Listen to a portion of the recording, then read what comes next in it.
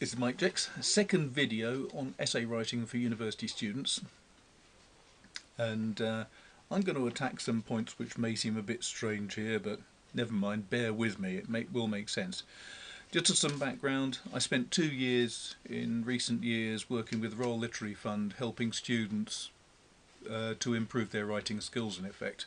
I was working at Exeter University and I had involvement with engineers, medical students, lawyers, legal students, English students, historians. I had some business study students, all types, and it was really enjoyable working with them, but also quite challenging because everybody has different problems.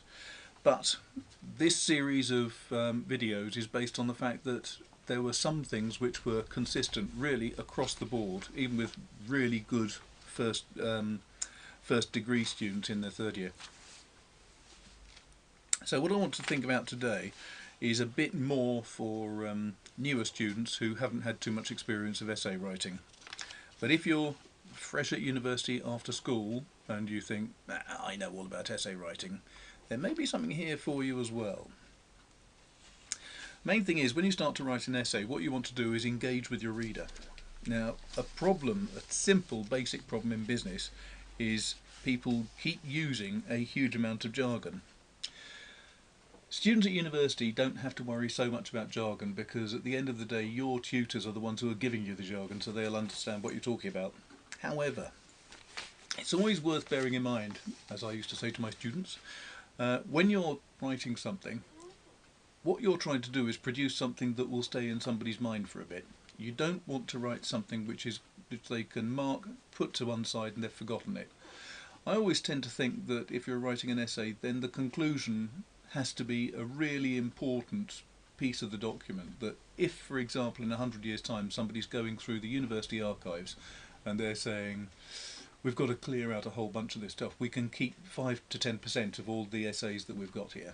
Then what you want is to make sure that your conclusion is so good that they pick up your essay, read the conclusion and think, wow, got to read the rest of that, because that's the thing that would mean that your essay would be the one that would be kept, whereas so many of the others would just be ditched. But the difficulty you've got is you always have to be aware of who your readership is. Now let's just think about that. Your reader, the one reader you really care about is the reader who's going to be the person who marks it. Whether it's a tutor, whether it's a supervisor, whatever you want to call it, it's the marker who matters. So what sort of person is your marker and what do they want? Do they want to see perfect academic prose? Basically no, they don't. What they want is they want to be able to see the relevant points where they can give you marks. They all want to give you good marks. You've got to bear that in mind. No supervisor wants to have students fail because their career and their income depends on the fact that a good number of all of their students get good grades, good results at the end of the day.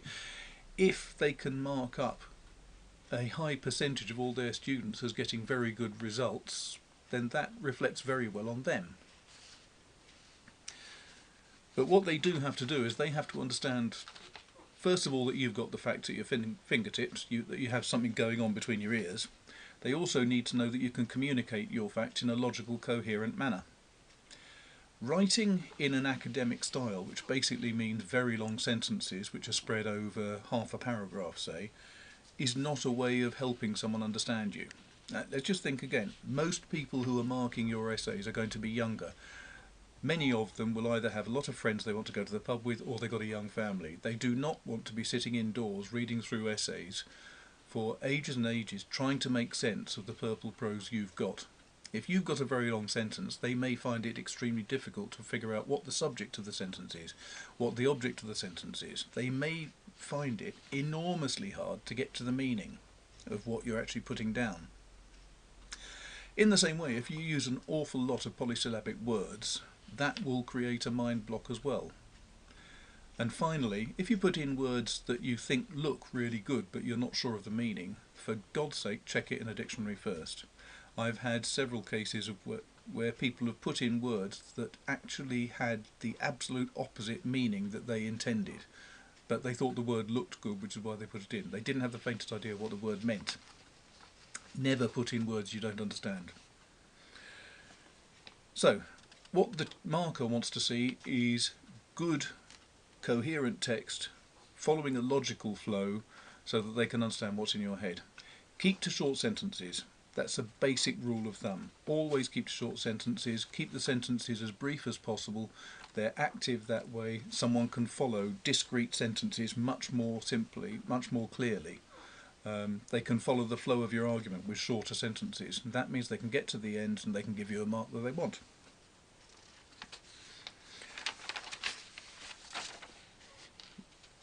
The main thing is be concise, be precise and be brief. Doesn't matter whether you're talking about sentences, paragraphs or the general flow of the essay itself. You don't want to waffle, you mustn't add in words when they're unnecessary. When you go through and edit, make sure that you edit very carefully so that if you've got a sentence that covers 5 or 6 lines, reduce it down. 2 lines maximum for a sentence, I would say. And remember at all times your marker does want you to succeed. As I say, their career and their income depends upon that. Now, there's one quick tip which I'd give, and this is probably the key of this video. That is that when you get a new marker, when you first arrive at university as a first year, you'll have obviously new markers. Second years, you will probably get given new markers you didn't have in the first year. And third years, again, same rule. So what do you do to make a marker happy? The very first thing is that marker will have a certain way of communicating themselves. So before you do anything else, go to the library and read anything that you can find that marker, that professor, that doctor, whoever it may be, read everything you can that they've written. Not a whole book, but if you can find a couple of short dissertations they've written, if you can find their own essays that they've written, if you can find any academic works that they've published, have a look through it all. Check it out. See how they write. Try to understand the sort of logical arguments that they put together. And then, even if you don't try to, a certain amount of that way of communicating will rub itself off on you. It'll make it a lot easier for you to communicate things for that marker specifically if you've read some of their work and you understand the language they use and how they put words down on paper. And that really is it for the second video today. If this has been useful, then don't forget, please give it a thumbs up, subscribe to this program of interesting and thrilling videos on writing. Share it with your friends, tell your friends if you found it useful, and hopefully I'll look forward to seeing you next time I put up a short video on writing essays. Thanks very much and I hope you enjoyed it. Take care.